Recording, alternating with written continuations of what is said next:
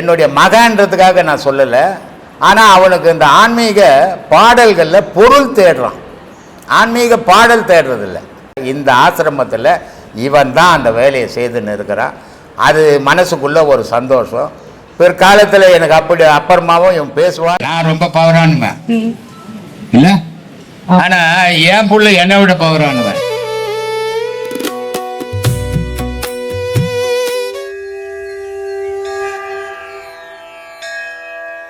அன்பே சிவம் மனமே குரு என்றுணர்த்திய குருவே போற்றி. நிறைய பேர் சொல்லுவாங்க, உன்னோட சகவாசம் சரியில்லை, கூடா நட்பு கேடாய் முடியும் அப்படின்னா, அந்த நம்மளோட நட்பு வட்டாரத்தை எப்படி வச்சுக்கிறது? இது எல்லாருக்கும் எல்லாரும் சொல்லினுக்கிறது. ஆனால் கூடா நட்பு நீ முதல்ல சரியாக இருக்கிறியான்னு பார்க்கணும். நீ சரியாக இருந்தீங்கன்னா கூடாதவங்க கூட போய் ஏன் கூடின? நீ சரியாக இருந்தீங்கன்னா கூடி இருக்க மாட்டேன். நீ சரியில்லாதால் தானே கூடாதவங்க கூட போய் கூடின. அப்போ நீயே முதல்ல சரியில்லை. ஆனால் அதை தான் சொன்னேன் நான் முதல்ல, மனுஷன் செய்கிற தவறை அவன் ஏற்றுக்கிறதே கிடையாது. ஒன்று விதி மேலே போடுவான், இல்லை கடவுள் மேலே போடுவான். இதுதான் மனிதனுடைய பழக்கமாக மாறி போச்சு. நான் செய்தங்க தவறு, இது சரியில்லாமல் போச்சுங்க அப்படின்னு ஒத்துக்கவே மாட்டான். நான் எவ்வளோ சிரமப்பட்டு செய்துங்க, நடக்காத போச்சுங்க, கடவுள் இப்படி பண்ணிட்டாங்க அப்படின்ட்டுவான். இது இயல்பான குணமாக மாறி போச்சு. யாரையுமே குறை சொல்லி வாழாமல் வழங்கணும். கூடுமான அளவுக்கு குறை எப்போ சொல்லணும்? அது உண்மையான குறையாக இருந்தால் சொல்லலாம். ஆனால் கற்பனை குறையெல்லாம் ஒருத்தர் மேலே சொல்லிக்கின்னு தெரிஞ்சோம்னாக்கா அதுவே நீ குறையானவன் அர்த்தம். அதுக்கு அப்போ நீ முழுமையானவன் இல்லை, இன்னும் உனக்கு முழுமையாக புரிஞ்சிக்கல நீ அப்படின்றத உனக்கே நீ போய் கேட்கணும். ஆனால் நீ கேட்குறதே கிடையாது. நீ அடுத்தவனையே குறை சொல்லி வாழும்போது உன் கண்ணில் கண்டதெல்லாமே குறையாவே தெரியும். அவன் வாழ்க்கை அவன் வாழறான், நமக்கு என்ன? அவனுக்கு பிடிச்சது அவன் வாழறான், நமக்கு என்ன அப்படின்னு போனோம். நீ அவனை குறை சொல்லி நீ என்ன அவனை போய் திட்டுற முடியுமா? வள்ளுவன் சொல்கிறான், ரொம்ப அழகாக சொல்கிறான், ஒரு நட்பு கொண்டாடுற, அவன் நல்லவனோ கெட்டவனோ நீ நட்பு ஆகும்போது தெரியாது. ஆனால் நட்பு உண்டான பிறகு பழகிட்ட பிறகு உன்னுடைய நண்பன் செய்கிற தவறு, அப்போ நீ என்ன பண்ணணும்? உண்மையான நண்பனாக தான் அவனை திருத்தணும். நீ திருத்தி பார்க்கணும், திருந்தனா பார்க்கணும், அவன் கூட இருக்கணும். திருந்தலைன்னா நீ அவனை விட்டு விலகணும்டா. நீ அவன் கூட வேண்டினா அவனை விட மோசமானவன்டா நீன்றார். அது மாதிரி ஒரு கெட்டவன்னு தெரிஞ்சதுன்னா அவனை விட்டு விலகணும். அவன் கூடவே உறவாடினா நீ அவனை விட கெட்டவனாக இருந்தால் தான் அவன் கூட உறவாடின்னு இருப்ப. அந்த மாதிரி உறவுகளை பகுத்து பார்க்கணும். சொல்லு. அப்போ நான் சரியாக இருந்துட்டேன்னா இந்த மாதிரி ஆளுங்களாம் என்ன ஏன் சேர போற? நீ சேர மாட்டாங்க. சேர மாட்டியே. நான் தான் சொல்கிறேனே, யாரையுமே உறவாக்காத, யாரையுமே பகையாக்காத. எல்லாரும் ஒரு உருவங்கள் பார்த்த நல்லாகிற அப்படியே போ, உனக்கு ஆபத்தே கிடையாது. ஒட்டி உறவாடும் போது தான் உனக்கு பிரச்சனையே வரும். அது உறவில் இருந்தாலும் சரி, இல்லை வேறு இடத்துல இருந்தாலும் சரி, எப்போ அதிகமான உறவுகள் ஏற்படுதோ பிரிவு வரும்போது அதுதான் துன்பத்தை கொடுக்கும். அதிகமான உறவுகள் எப்போ இல்லையோ அப்போ பிரிவு வரும்போது துன்பத்தை கொடுக்காது. இதுதான் உறவுனுடைய நிலை.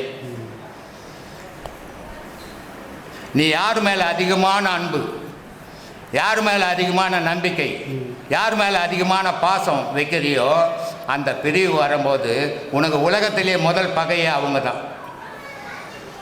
உனக்கு அதை விட பகைவன் கூட இருந்திருப்பான், அவனை கூட மறந்துடுவேன், இவனை தான் பகைவனை ஆக்கிப்பேன். அப்போது யாருக்கிட்டுமே அதிகமாக உறவு வச்சுக்கூடாது, யாருக்கிட்டுமே அதிகமாக பகை வச்சுக்கூடாது. எல்லாரையும் ஒரே மாதிரி பக்குவத்தோடு நடந்துக்கினா உனக்கு பிரச்சனை இல்லை. ஆனால் அவர் நல்லவர், இவர் நல்லவர், இவர் நல்லவர், அவர் நல்லவர்னு போனால் அவர் ஒரு நாள் கெட்டவர் ஆகும்போது உனக்கு அது பகையாக மாறிடும். இது இப்போ வந்து நீங்கள் சொன்னது வந்து ஏதாவது ஒன்று நான் பட்டு அனுபவிக்கும் போது எனக்கு புரியுது. இது பட்டு அனுபவிக்கும் போது நெருப்புன்னா சுடுன்னு பெரியவங்க சொல்லியிருக்கிறாங்க.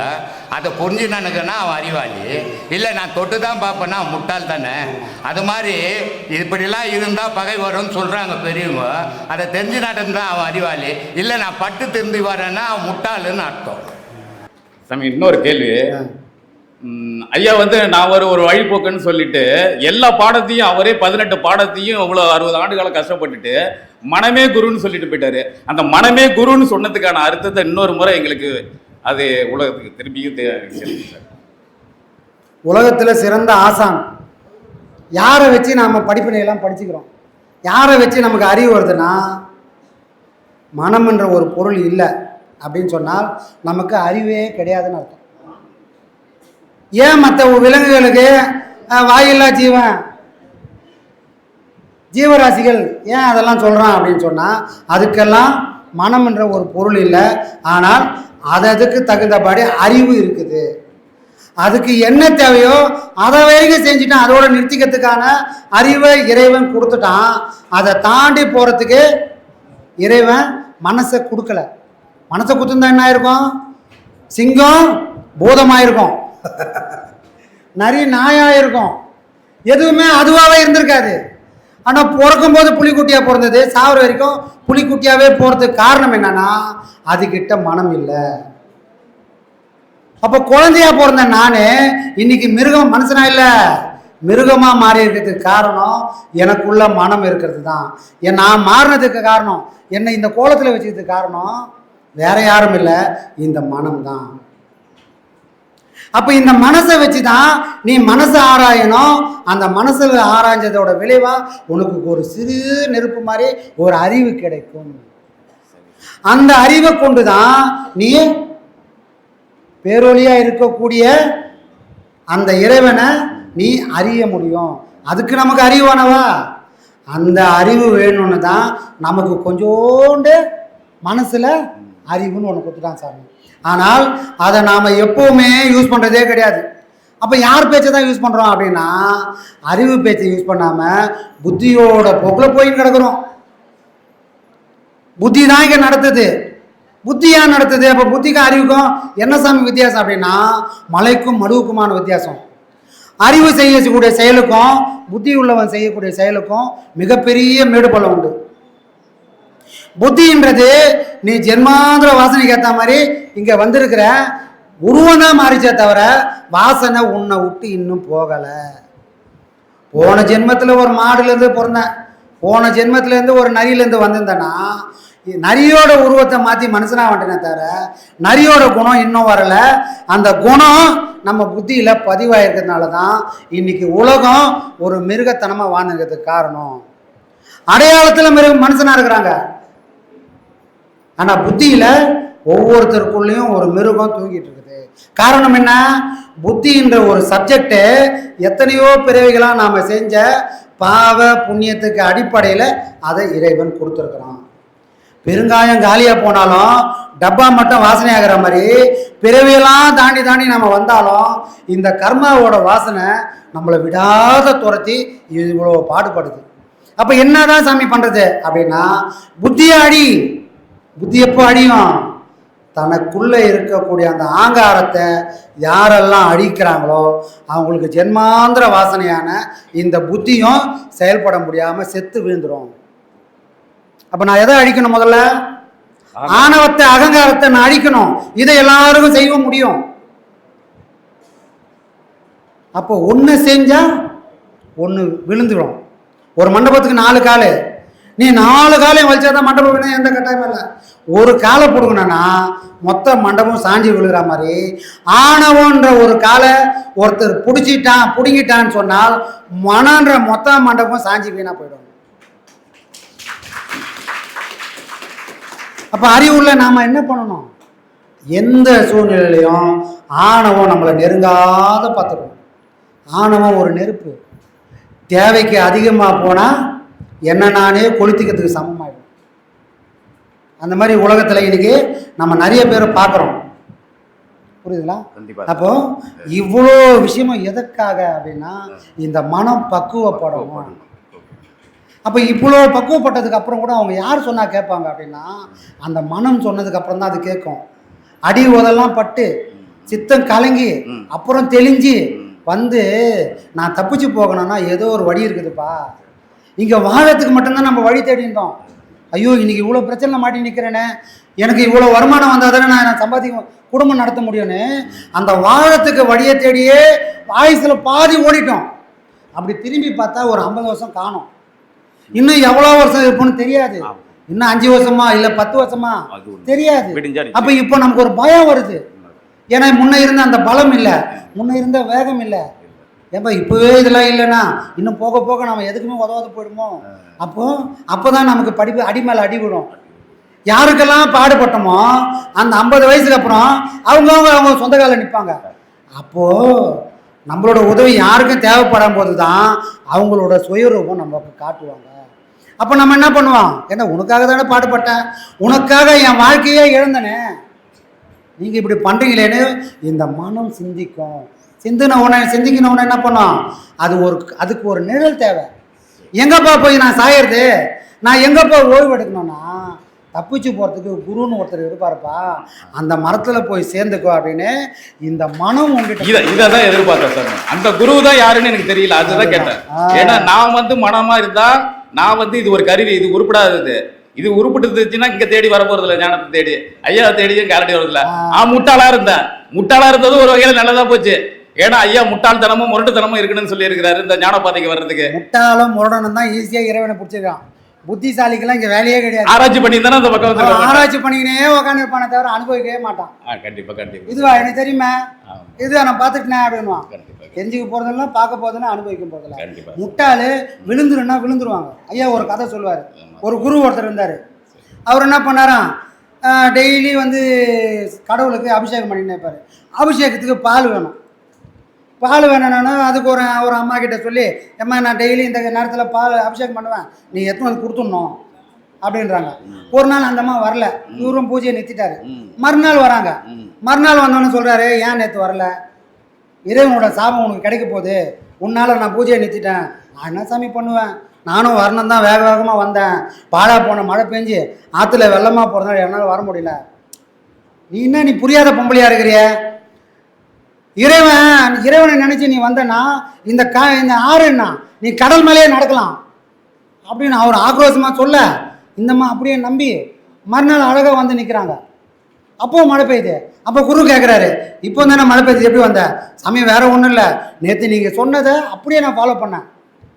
இறைவா சிவா சிவா சிவான்னு நான் நடந்து வந்தேன், இப்போ நான் உள்ளே போவே இல்லை, அது மற்ற மாதிரி இந்த சாமி நடந்து வந்துட்டேன்.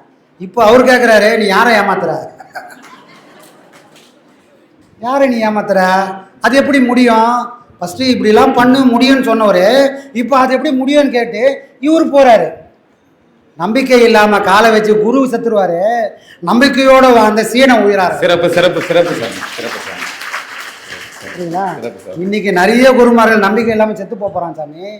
நம்பிக்கையோடு வாழக்கூடிய இந்த 1000 சீனை காலத்துக்கு வாழ்ந்துருப்பாங்க. சிறப்பான வேலை பார்த்தாரு. புரியுதுங்களா? கண்டிப்பாக. நான் வந்து அதே மாதிரி இப்போ குரு இருந்து நீங்கள் சொல்லி கிணத்துல விழுனாலும் செத்துருவேன் சாமி. நீங்கள் குதிச்சிருங்கன்னா, ஏன்னா என்னை குதிக்க சொன்னது நீங்கள் தானே, அப்போ என்னை காப்பாற்றக்கூடிய ஆற்றலும் உங்களுக்கு தானே இருந்திருக்கும். அப்போ நீங்கள் என்னை காப்பாற்றணும்னு முடிவு பண்ணி தானே நீங்கள் வந்து குதிக்கிறானா இல்லையான்னு ஒரு சீடனை சோதிக்கிறீங்க.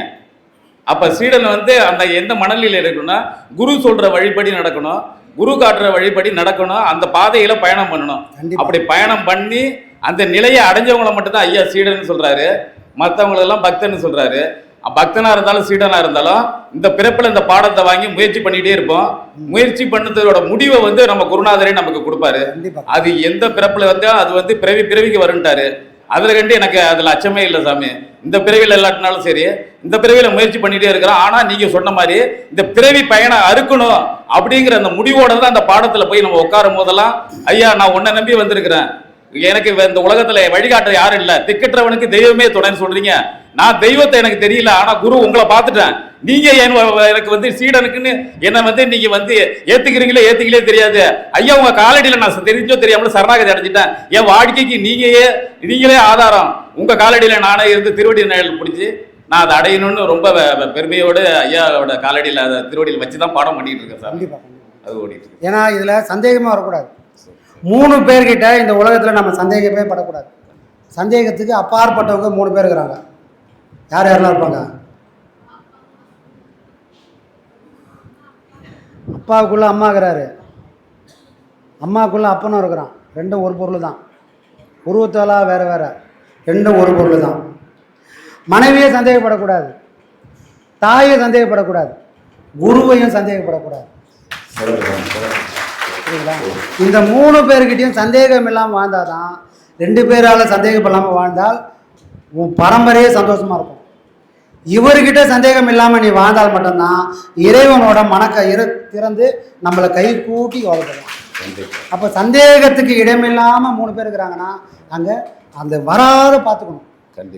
ஏன்னா இந்த உலகம் வேஷம் போட்டுன்னு வந்து நம்மளை வலிக்கும். ஏப்பா இந்த பக்கம் வாப்பா, நீ என்னப்பா, நீ அங்கே என்ன இருக்குது, வெட்டுனுங்கிறாங்க.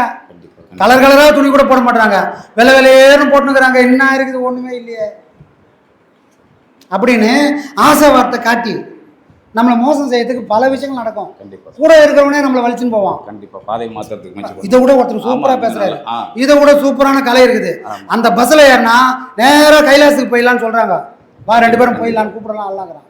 ஆமா சார். அப்போ இப்படிலாம் போனா முடிவு கிடைக்குமானா முடிவே கிடையாது. கண்டிப்பா சார். உண்மை சத்தியம் அப்படின்னு சத்தியம், ஒண்ணு நேர்மை. பிடிச்சிட்டோம் சொன்னா பிடிச்சிடணும். தடுமாற்றமே இருக்காது. எப்போ விடணும் அந்த கையனா, இந்த உடலை விட்டு உயிர் எப்போ போதோ அப்பதான் அந்த கை போகும். கண்டிப்பா சார். சரிங்களா? ஆரம்பத்துல நாம எல்லாம் குரங்கு குட்டி மாதிரி பிடிச்சிக்கணும். சரி சார். புரியுதுங்களா? சரி. அதுக்கப்புறம் அவர் பூனை மாதிரி ஆகி நம்மளை பூனைக்குட்டி ஆக்கிடுவார். அதுக்கப்புறம் நாம பிடிக்க வேணாம், அவர் வாயில கவி நம்ம அவர் எங்க போகணுமோ அங்க போய் கூட்டு போயிடுவார். பூனைக்குட்டியாவே நம்ம எல்லாரும் ஐயா கிட்ட இருப்போம் சார். கண்டிப்பா. கண்டிப்பா சார். எல்லா குரங்கும் இப்ப பூனையா மாறிடுச்சு. கண்டிப்பா சார். மனக்குரங்க சொல்றேன்.